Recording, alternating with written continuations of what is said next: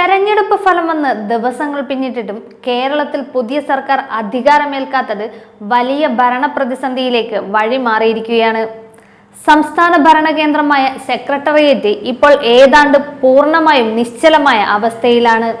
നയപരമായ തീരുമാനങ്ങൾ എടുക്കാൻ മന്ത്രിസഭയില്ലാത്തത് ഉദ്യോഗസ്ഥരെ വെട്ടിലാക്കിയിരിക്കുകയാണ്. നിർണായകമായ പല ഫയലുകളിലും തീരുമാനമെടുക്കാൻ ഉദ്യോഗസ്ഥർ മടിക്കുന്നുണ്ട്. ഇത് സാധാരണക്കാരുടെ ആവശ്യങ്ങളെയും വിവിധ പദ്ധതികളെയും ദോഷകരമായി ബാധിച്ചുകൊണ്ടിരിക്കുകയാണ്. അതേസമയം ഉദ്യോഗസ്ഥ തലത്തിൽ സ്ഥലം മാറ്റങ്ങൾ തകൃതിയായി നടക്കുന്നുണ്ടെന്ന ആക്ഷേപവും ശക്തമാണ്.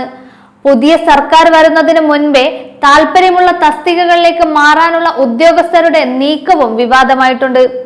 UDF അനുകൂല സംഘടനകളുടെ സമ്മർദ്ദത്തിന് വഴങ്ങിയാണ് ഈ നീക്കങ്ങളെന്ന് ആക്ഷേപമുയർന്നതോടെ പല ഉന്നത ഉദ്യോഗസ്ഥരും അവധിയിൽ പ്രവേശിച്ചിരിക്കുകയാണ്.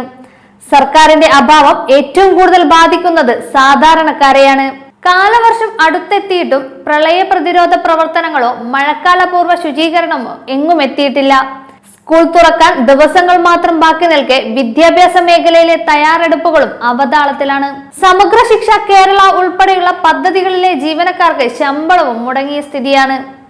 ഫണ്ടുകൾ അനുവദിക്കാൻ മന്ത്രിസഭയില്ലാത്തത് വലിയ തടസ്സമാകുന്നുണ്ട്.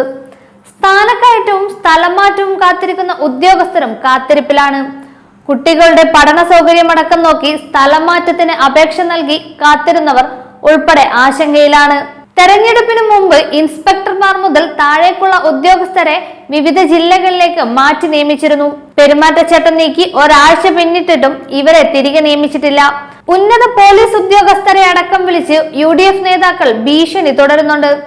സർക്കാർ രൂപീകരിക്കുമ്പോൾ പ്രതികാര നടപടിയെ ഭയന്ന് ഉദ്യോഗസ്ഥർ നടപടികൾ എടുക്കാത്ത സാഹചര്യമാണ്. ഇതിനിടെ പരാതികളുമായി സെക്രട്ടേറിയറ്റിലെത്തുന്ന പൊതുജനങ്ങൾ മറുപടിയില്ലാതെ മടങ്ങുകയാണ്. എത്രയും വേഗം പുതിയ മന്ത്രിസഭ അധികാരമേറ്റ് ഈ സ്തംഭനാവസ്ഥയ്ക്ക് പരിഹാരം കാണണമെന്ന ആവശ്യമാണ് ജനങ്ങളും ജീവനക്കാരും ഉന്നയിക്കുന്നത്.